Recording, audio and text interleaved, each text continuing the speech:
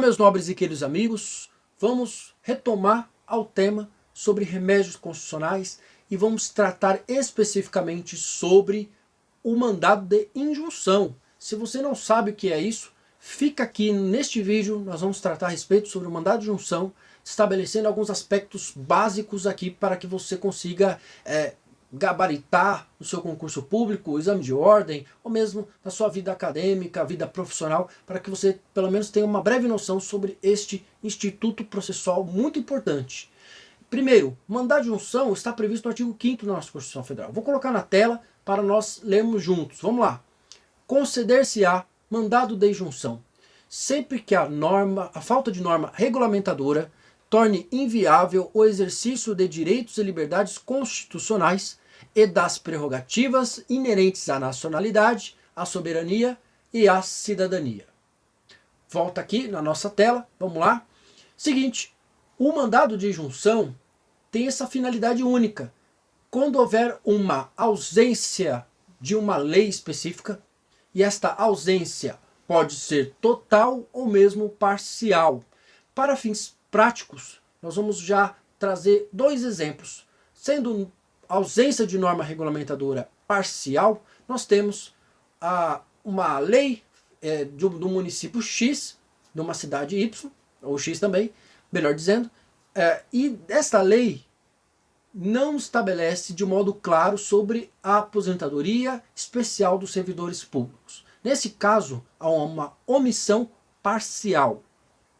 Por outro lado, nós temos uma omissão total, quando não tem nenhum tipo de lei a respeito de um servidor público, ou mesmo a questão relacionada à aposentadoria, mas não somente isso. Temos também situações, já de modo claro, já para dizer melhor, da jurisprudência, que no caso da greve dos servidores públicos. Nesse caso de greve dos servidores públicos, até já vou trazer uma resposta. Havia uma associação, impetra o mandado de injunção, que é o termo correto, quando não se entra com uma ação de mandado de injunção, se impetra com ação de mandado de injunção, com o objetivo único de fazer com que o poder legislativo e executivo tomem por si a normatização de uma norma, criação de uma norma. Então, havendo essa, na verdade, uma omissão desta norma, aí temos que o Poder Judiciário tomar suas providências. Nesse caso, ainda que crítica a respeito sobre, até hoje no caso, sobre a aplicação subsidiária da Lei Geral de Greve aos servidores públicos, não temos uma norma regulamentadora dizendo a respeito. O STF estabeleceu nesse sentido, né? Estabeleceu que, se não tem nenhuma lei disciplinando a respeito, do tocante na comprovação, na verdade, do Poder Legislativo e não complementar a norma, que deve ser aplicado de forma subsidiária. No mesmo sentido, no mesmo caminho, o STF também decidiu que, havendo uma ausência, ainda que parcial, da questão de aposentadoria dos servidores públicos, neste caso, vamos fazer o quê? Nós vamos complementar aplicando o regime geral de previdência social. E lá tem a aposentadoria especial. Então, vai ser aplicada a regra geral ao regime próprio. Se não existe uma legislação específica, aplica-se o regime próprio, a regra geral, substituindo o regime próprio de previdência. Até, nesses dois casos, até que uma norma venha a regulamentar. E aí não terá mais nenhum tipo de efetividade prática. Ainda também que, nesse caso, para nosso aprofundamento do estudo, imagina-se que o Supremo fez isso, nesses dois casos, e veio uma norma regulamentadora no mês seguinte. Então, neste caso, tudo que foi aplicado anteriormente, do tocante a benefícios, situações que melhoram a situação do servidor público, exista aplicação, na verdade pode ser aplicado a questão relacionada ao ato jurídico perfeito e à coisa julgada, e também outro ponto importante, no tocante ao direito adquirido. O ato jurídico perfeito, se você parar para pensar, e coisa julgada, se já tem uma decisão aplicando diretamente a incidência daquela norma, por exemplo, aí, dos servidores públicos, não haveria nenhum sentido de aplicar do sentido reverso.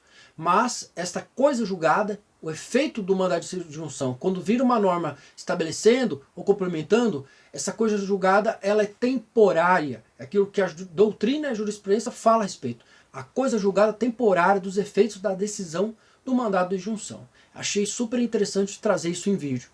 Outro ponto importante diz respeito à competência. Né? Primeiro, na verdade, antes de eu falar da competência, eu vou falar também quem são as partes. Né? A legitimação ativa poderá ser uma pessoa física, pessoa natural ou mesmo pessoa jurídica.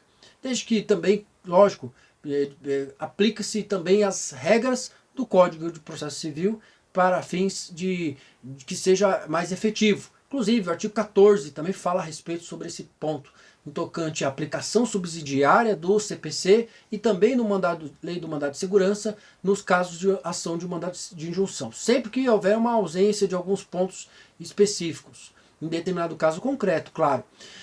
Outro aspecto que eu achei interessante de pontuar, já falando da legitimidade ativa, vamos passar para a legitimidade passiva, que também diz respeito a essa questão de que qualquer autoridade pública que tenha a competência de incrementar, de complementar aquela norma específica. Então seriam dois aspectos interessantes. Sujeito ativo, qualquer pessoa, e o passivo também. Existe também a possibilidade do mandado de injunção coletivo. Não sei se você já ouviu falar de um mandado de injunção coletivo. O mandado de injunção coletivo nada mais é que, da mesma forma, a proteção, no caso de buscar a efetividade de direitos fundamentais, no tocante a uma omissão de uma norma, seja parcial ou total, mas de modo a tutelar os seus interesses coletivos, né, de toda a coletividade. Então nós temos ali o legitimado para a promoção do mandado de injunção, o Ministério Público, Defensoria Pública, uma associação, entidade de classe, uma associação legalmente constituída pelo menos há 1 ano, né, para fins de interesses institucionais, né, interesses dos seus interessados.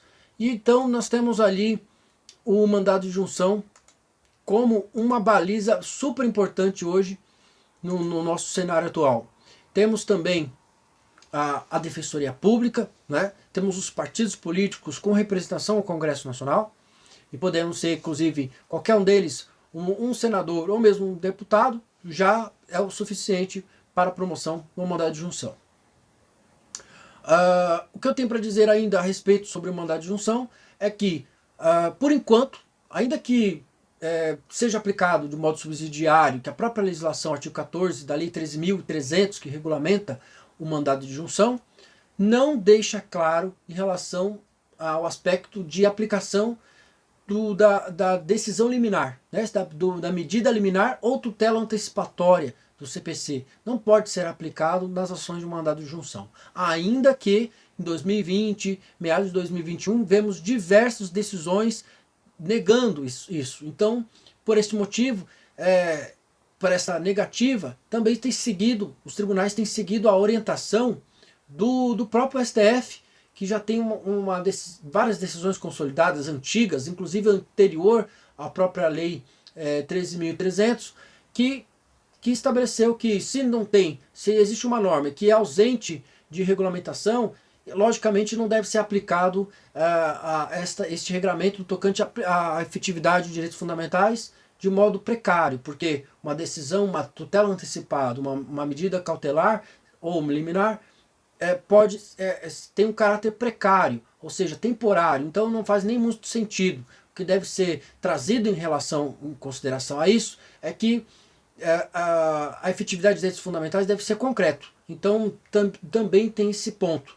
Agora, não tem de modo claro de aplicar nenhum tipo de tutela antecipada ou liminar, porque os tribunais superiores decidiram que não é possível. O que eu tenho para dizer a respeito, outro ponto importante dos efeitos da decisão, pode ser, além do cabimento, né, temos ali as competências Eu deixei claro aqui no meu artigo, né, de mais ou menos no meu texto, breve texto de mais ou menos 10 ou 15 páginas, que eu deixo claro aí quem são, qual é a competência, os efeitos da decisão. Eu deixei algumas coisas inéditas aí, que não tem nenhum livro, deixei bem básico, para fins da nossa compreensão desse tema. Depois você acessa aqui no link aqui na descrição, que você vai ver esse texto que eu trato a respeito de modo mais aprofundado. Eu vou encerrar este vídeo, mas antes de eu encerrar, peço que você se inscreva no nosso canal, deixe o seu curtir aqui, e também quero também que você traga sugestões de novos temas, e não deixe de estudar. Estudar vai abrir portas e caminhos para a sua vida, tá bom? Um forte abraço e agradeço você que nos assistiu.